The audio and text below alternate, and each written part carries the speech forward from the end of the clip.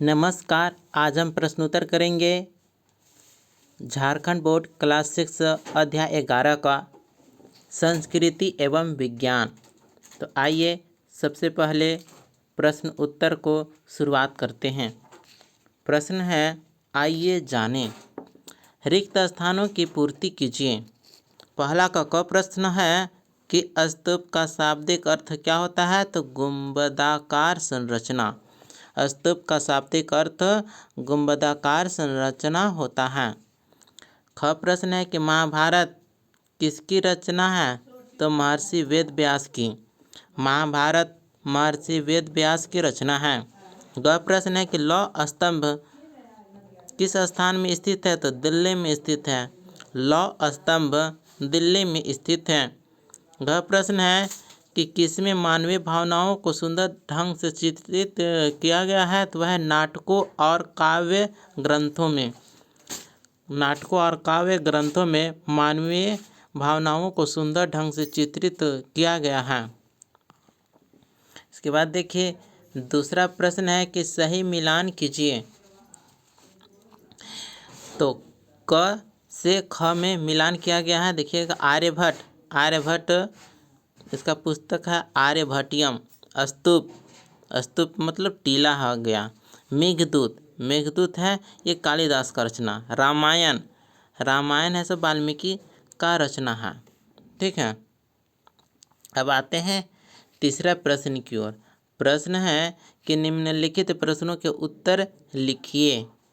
तीसरा का क प्रश्न है कि पुराणों से हमें क्या जानकारी प्राप्त होती है? तो उत्तर होगा पुराणों से हमें प्राचीन भारतीय इतिहास, धर्म, दर्शन, समाज व्यवस्था, देवी देवताओं की कथाएं और राजाओं के वंश वृत्तांत की जानकारी मिलती है। इनमें कई नैतिक शिक्षाएं भी दी गई हैं। दूसरा प्रश्न तीसरा का ख प्रश्न है कि लौह स्तंभ की दो विशेषताएं लिखिए।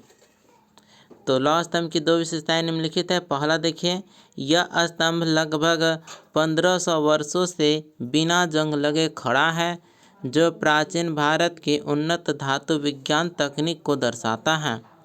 दूसरा पॉइंट है कि यह चंद्रगुप्त द्वितीय विक्रमादित्य के शासनकाल में बनाया गया था और इस पर संस्कृत में लेख खुदा हुआ है। देखिए तीसरा का ग प्रश्न है कि स्तूप का शाब्दिक अर्थ क्या होता है? पाए जाने वाले स्तूपों में समानता का उल्लेख कीजिए। तो आंसर होगा कि स्तूप का शाब्दिक अर्थ गोलाकार ढांचा या टीला होता है। यह विशेष रूप से बौद्ध धर्म से संबंधित होता है और बुद्ध तथा उनके अनुयायियों की अस्थियों व स्मृतियों को संरक्षित करने के लिए बनाया जाता था।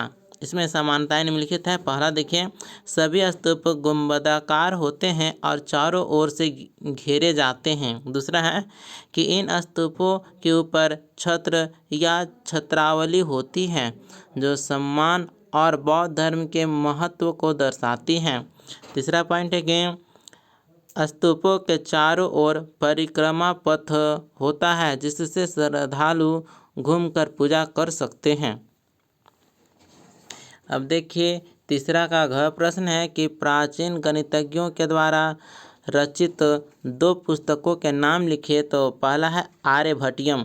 यह पुस्तक प्रसिद्ध गणितज्ञ आर्यभट्ट द्वारा लिखी गई थी, जिसमें शून्य, पाई और ग्रहों की गति की जानकारी दी गई है। दूसरा है ब्रह्म-स्फुट सिद्धांत। यह गणितज्ञ ब्रह्मगुप्त द्वारा लिखी गई थी, जिसमें अंक गणित और बीजगणित के सिद्धांत दिए गए हैं। इसके बाद देखिए चौथा प्रश्न है कि प्राचीन भारत में भाषा एवं साहित्य में हुए विकास की चर्चा कीजिए। तो उत्तर होगा कि प्राचीन भारत में भाषा और साहित्य का विकास अत्यधिक समृद्ध था। जैसे है क्या संस्कृत भाषा, तो वेद, उपनिषद, रामायण, महाभारत, पुराण और संस्कृत नाटक इसी भाषा में लिखे गए हैं। पाली और प्राकृत भाषा। बौद्ध धर्म और जैन धर्म के ग्रंथ इन भाषाओं में लिखे गए। तमिल साहित्य। संगम युग में तमिल भाषा में अनेक महत्वपूर्ण काव्य रचनाएं हुई। उसके बाद है कवि और लेखक। कालिदास, बाण भट्ट, विष्णु शर्मा जैसे विद्वानों ने उत्कृष्ट साहित्य की रचना की। इसके बाद है कि नाट्यशास्त्र और काव्य।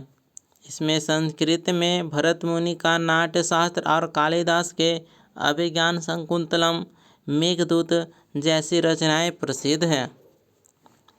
इसके बाद आइए 5वें प्रश्न की ओर। प्रश्न करता है कि प्राचीन काल में मंदिरों के निर्माण में राजा की भूमिका क्या रही होगी। तो उत्तर होगा कि प्राचीन काल में मंदिरों के निर्माण में राजा की महत्वपूर्ण भूमिका थी। पहला, धार्मिक संरक्षण। राजा मंदिरों का निर्माण करवाकर धर्म और संस्कृति को बढ़ावा देते थे। दूसरा है राजनीतिक शक्ति। मंदिरों के माध्यम से राजा अपनी शक्ति और वैभव का प्रदर्शन करते थे। तीसरा है आर्थिक योगदान। राजा मंदिरों को दान देते थे जिससे वहां पूजा पाठ, शिक्षा और कला का विकास होता था। चौथा पॉइंट है स्थापत्य कला का संवर्धन। राजा मंदिरों के निर्माण में उत्कृष्ट वास्तुकला और मूर्तिकला को बढ़ावा देते थे। इसके बाद आइए करके देखें 6ठे प्रश्न की ओर। प्रश्न है कि इस पाठ में कुछ प्राचीन मंदिरों का नाम दिया गया है। इसके अतिरिक्त किन्हीं 5 अन्य प्राचीन मंदिरों की सूची तैयार कीजिए।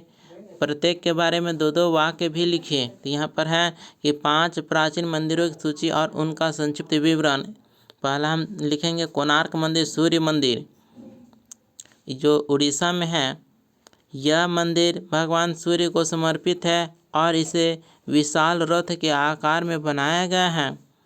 यह मंदिर अपनी उत्कृष्ट वास्तुकला और पत्थर की नक्काशी के लिए प्रसिद्ध है। दूसरा मंदिर है वह है बृहदेश्वर मंदिर जो तमिलनाडु में है। बृहदेश्वर मंदिर इसे चोल शासक राजराजा प्रथम ने बनवाया था। यह मंदिर भगवान शिव को समर्पित है और इसकी 216 फीट ऊंची विशाल शिखर मीनार है। तीसरा मंदिर हम चर्चा करेंगे वह है खजुराहो मंदिर जो मध्य प्रदेश में है। खजुराहो मंदिर, ये मंदिर चंदेल वंश के राजा द्वारा बनवाए गए थे।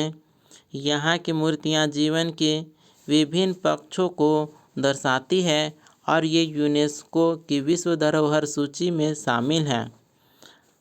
5वां मंदिर है वह है लिंगराज मंदिर जो उड़ीसा में है। यह भुवनेश्वर में स्थित भगवान शिव का प्रसिद्ध मंदिर है।